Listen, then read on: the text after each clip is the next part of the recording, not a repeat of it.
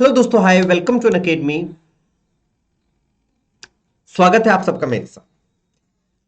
Thumbnail से आप लोगों को पता चल गया होगा, क्या मालदीव के राष्ट्रपति मुइज्जू पर महाभियोग चला जाएगा।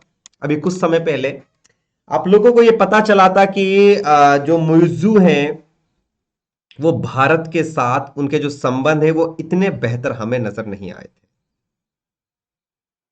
और कहीं ना कहीं ये सवाल उठा था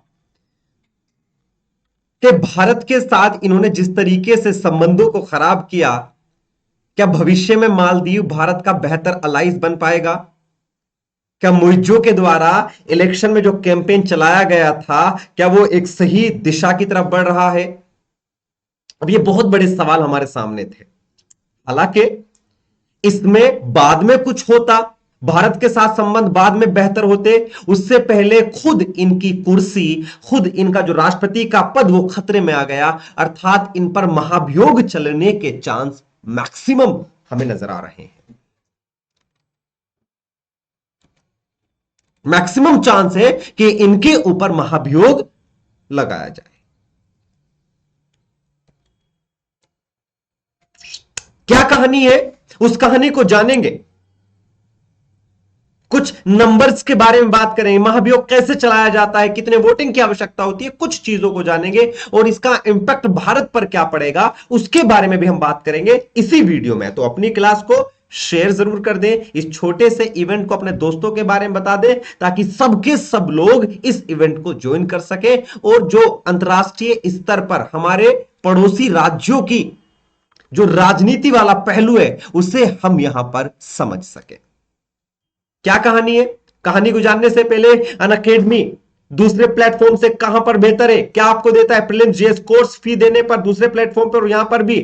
बाकी हर जगह आप लोगों को हर कोर्स के लिए अलग फी देनी होगी, चाहे प्रीलिम्स क्रैश कोर्स की बात करें, सीसेट की बात करें, मेंस कोर्स की बात करें, प्रीलिम्स टेस्ट सीरीज की बात करें या मेंस टेस्ट सीरीज की बात करें, जबकि अन अकेडमी में सब कुछ फ्री है। Online classroom program for CSE 2025, एक क्लास पर डे, मेंटोरशिप 13 फरवरी से यह प्रारंभ हो जाने वाला है और आप लोगों के लिए बहुत महत्वपूर्ण है।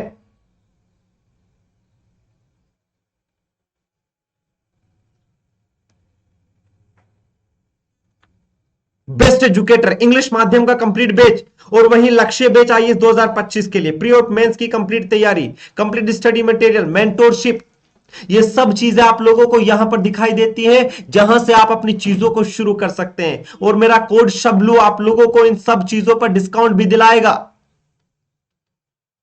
ये बैच 16 फरवरी से शुरू हो जाने वाला है और यहां से आप लोग बहुत कुछ सीख पाएंगे, बहुत कुछ।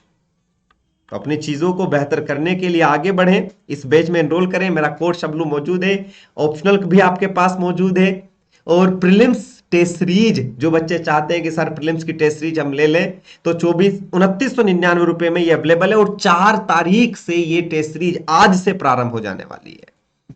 ठीक है, चलिए शुरू करते हैं।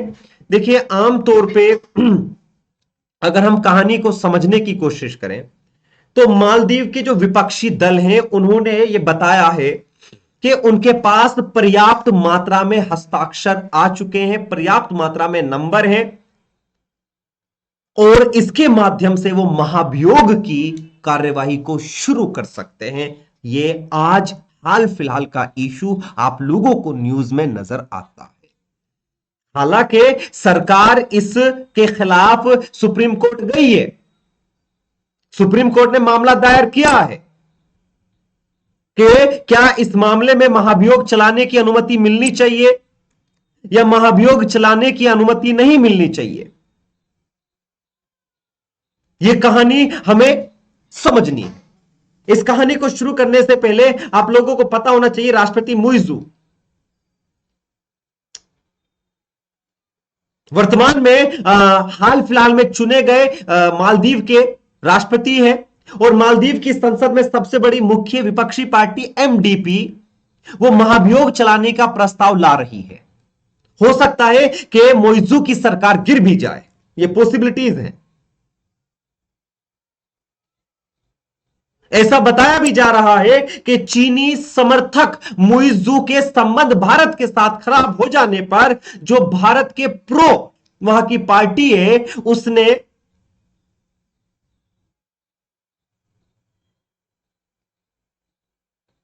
मतभेदों के चलते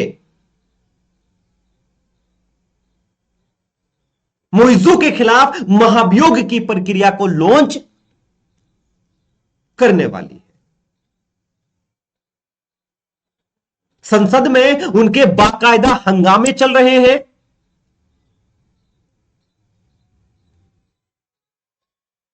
और इसके साथ साथ मुइज्जू के द्वारा जो फैसले लिए गए थे उनके खिलाफ भी सुप्रीम कोर्ट में चीजें पेंडिंग है।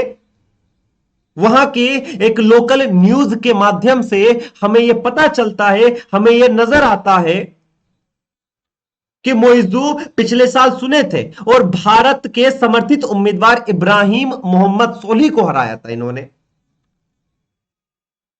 जीतने के बाद इन्होंने भारत के खिलाफ 88 सैन्य कर्मियों को वापस लेने का अनुरोध किया और हाल फिलहाल में 3 मंत्रियों ने भी भारत के माननीय प्रधानमंत्री नरेंद्र मोदी के खिलाफ कुछ आपत्तिजनक स्टेटमेंट हमें सुनने को मिले थे, आपत्तिजनक स्टेटमेंट हमें नजर आए थे।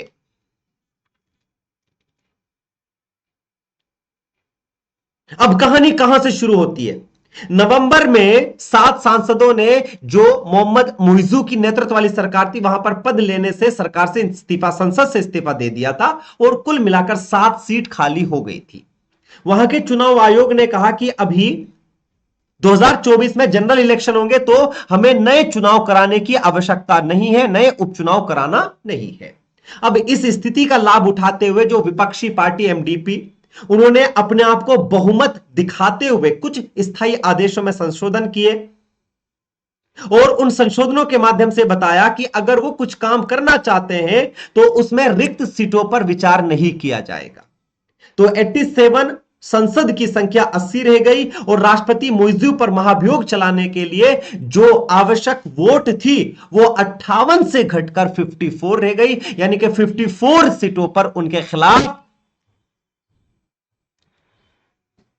महाभियोग लाया जा सकता है या लाया जाएगा।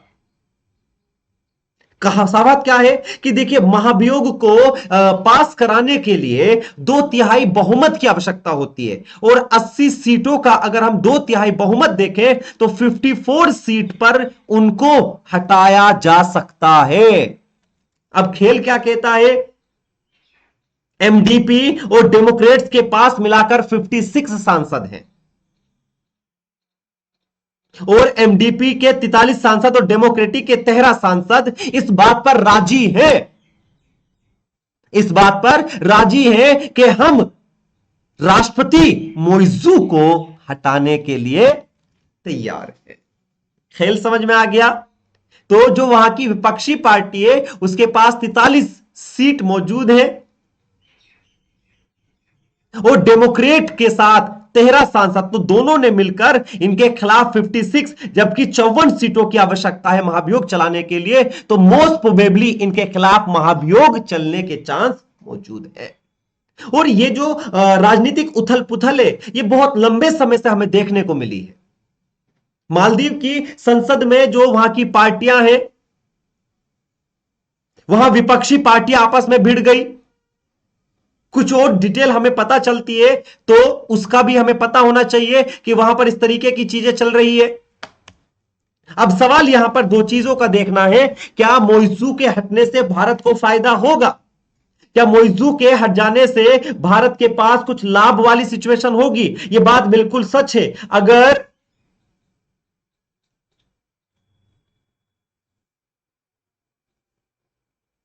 उन्हें हटाया जाता है तो यह भारत के लिए अच्छी खबर होगी। क्यों? क्योंकि इनके संबंध ये चाइना प्रो है, इनकी राजनीति चाइना प्रो के कंटेक्स्ट में आप लोगों को दिखाई पड़ती है, जबकि भारत के कंटेक्स्ट में अगर हम जानने की कोशिश करें, भारत के कंटेक्स्ट में अगर हम समझने की कोशिश करें तो जो सोले साहब थे, यानी कि जो इलेक्शन हारे थे, वो भारत के फेवर में थे। तो ऐसे में मुइज्जू का जाना भारत के लिए फायदेमंद हो सकता है।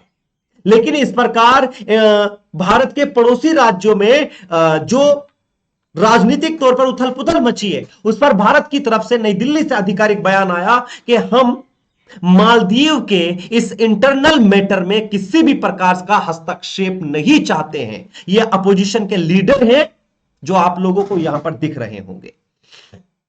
तो भारत ने यह जरूर कहा है कि हम इसमें सक्रिय तौर पर किसी भी प्रकार से शामिल नहीं है, इंटरनल मैटर है। लेकिन कहीं ना कहीं भारत और आसपास के राज्यों, श्रीलंका हो या कोई भी, उनकी नजर मालदीव पर बनी हुई है। हाल फिलहाल में एक और मुद्दा हमें देखने को मिला था, जब माननीय प्रधानमंत्री का उन्होंने मजाक उड़ाया था वहां के 3 मंत्रियों ने, जिन्हें बाद में सस्पेंड कर दिया गया था, और लोगों ने लक्षद्वीप को प्रायोरिटी दी थी एक टूरिस्ट डेस्टिनेशन के तौर पर घूमने के लिए। तो भविष्य में हमें यह देखने को मिल सकता है कि मोइजू को अगर हटा दिया जाता है तो भारत के संबंध वापस से बेहतर हो जाएंगे।